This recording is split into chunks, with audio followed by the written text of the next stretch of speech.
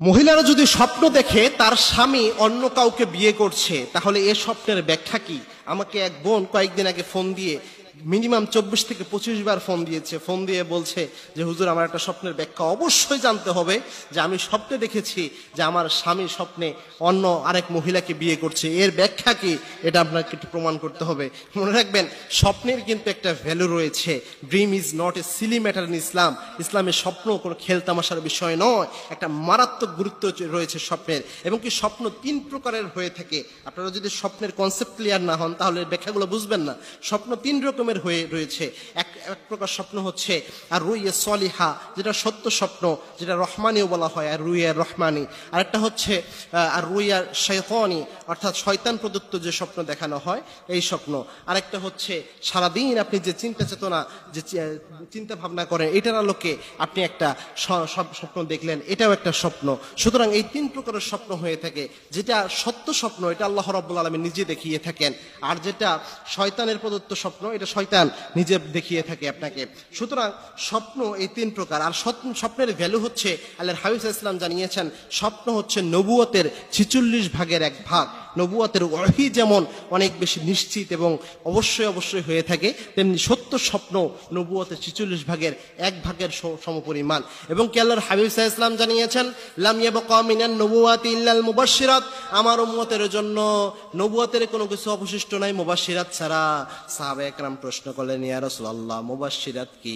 আল্লাহর হাবিব সাল্লাল্লাহু আলাইহি ওয়াসাল্লাম জানালেন, আর রুইয়া সলিহা, সত্য স্বপ্ন, এটাই হচ্ছে মুবাশশিরাত। এটাই আল্লাহ রাব্বুল আলামিন দিক নির্দেশনা দিয়ে থাকেন সত্য স্বপ্নের মাধ্যমে। সুতরাং সত্য স্বপ্নের একটা ভ্যালু রয়েছে।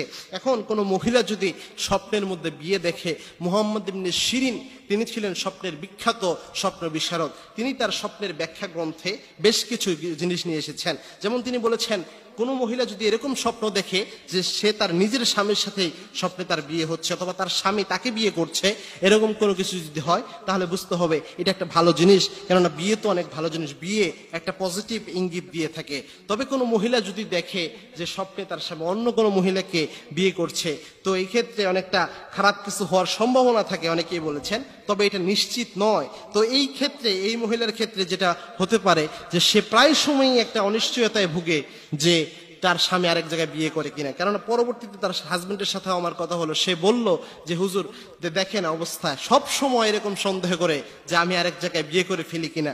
এবং কি সন্দেহ করে সে স্বপ্নে দেখছে, এটা নিয়ে পর্যন্ত আমাকে কোনোভাবে শান্তি দিচ্ছে না। নিশ্চয়ই তুমি এমন কিছু করছো, নয়তো আমি এটা স্বপ্ন দেখতাম না। তার কারণ হচ্ছে সে সারাদিন এটার মধ্যে একটা জল্পনা কল্পনা চিন্তা ভাবনা রয়েছে। তাই আমাদের উচিত হচ্ছে যে কোনো স্বপ্ন দেখলে আল্লাহর কাছে এটা চাওয়া, আল্লাহ এই স্বপ্নের ভালো দিক আমাকে দান করেন এবং এই স্বপ্নের খারাপ দিক থেকে আমাকে পানা দেন। সুতরাং এরকম কোন যদি স্বপ্ন দেখেন, তাহলে অবশ্যই এই দোয়াটাই আল্লাহর কাছে করবেন, আল্লাহ এই স্বপ্নের ভালো দিক আমাকে দান করেন এবং এই স্বপ্নের খারাপ দিক থেকে আপনি আমাকে পানা দেন। এবং কি আল্লাহ রাব্বুল আলামিনকে চাইবেন যেন স্বপ্নের কোনো খারাপ দিক আপনাকে আল্লাহ রাব্বুল আলামিন দান না করেন। আর খারাপ স্বপ্ন যদি দেখেন, তাহলে অবশ্যই বাম পাশে থুতু নিক্ষেপ করে আল্লাহর কাছে আশ্রয় চাইবেন। ভালো স্বপ্ন দেখলে 2 রাকাত নামাজ পড়ে চাইলে আল্লাহর কাছে এটার কল্যাণটা আপনি আল্লাহর কাছে।